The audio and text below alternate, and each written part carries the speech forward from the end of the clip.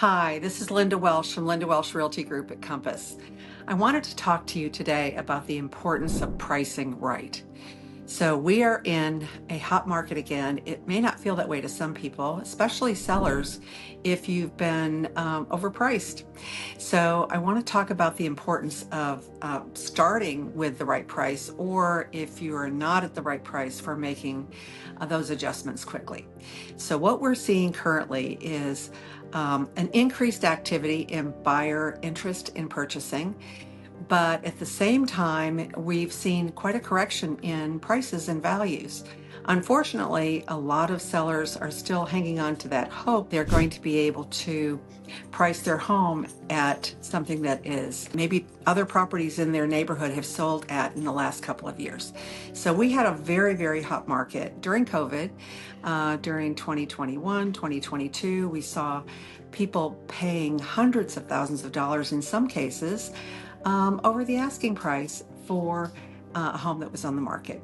What we're seeing now is that prices, depending on the area, have decreased anywhere from 11% to 20% or more. Now, you're really going to have to evaluate what things are selling for in your particular neighborhood, and then also remember that not everybody is going to buy based on dollar per square foot. This is a common misconception. Dollar per square foot is what you may see as a marker when evaluating homes. However, if you're dealing in higher end markets, condition and location and view all play in a lot to what the pricing might be. What is the value of the land? How much land is included? What is the view? Do you have an incredible view or waterfront? Do you have a view of the city? And then, of course, you do have to look at the historical information about other properties that have recently sold, typically within the last 3 to 6 months only, in your particular area, or those homes that you're competing with. So keep in mind that while appraisers really need to use historical data on properties that have sold, those properties that are on the market at the same time as yours in the same neighborhood, those are the same properties that a buyer is going to look at. So if they're going to go out and look at 6, 12, 15 homes, if a property is overpriced, they may not even look at it. If they look at it, they may be interested in the property, but a lot of times what we hear is, I don't know if I'm going to offend the seller if I make an offer, number one. Or number two, if I'm going to be able to afford this house, because obviously the seller thinks it's worth, or the listing agent thinks it's worth a whole lot more than we think it's worth.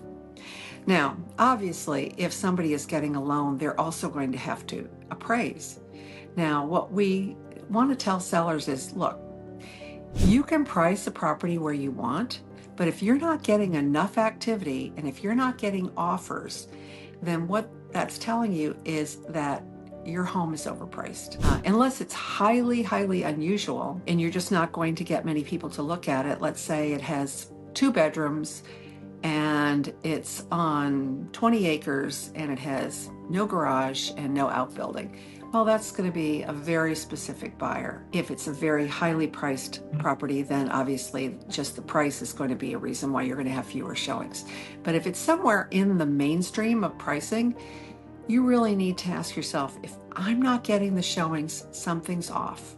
Either it's the condition, it did not photograph well, or the pricing is off.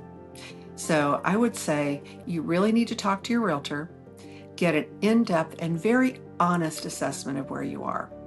And if you have already priced your property and it may be too high, you really need to take another look at it. Because even if you hold out for that price, if somebody's going to get an appraisal down the line, and most properties will include a loan, then you're hanging on to something that may not even appraise, in which case the buyer is going to come back to you and say, hey, Mr. Seller, this home is not worth what we even offered on it. And so now we're either going to ask you to adjust the price down to where it appraised, or we may back out of the deal. And in most cases, a buyer will use that tactic and they will back out of the deal if the seller hangs on to their price point and it's over the valuation that an appraiser will give it. So again, this is Linda Welsh from Linda Welsh Realty Group. We're here to give you the honest truth, and we really want to help you sell your home. So if you have any questions, please reach out. We're happy to help. Thanks.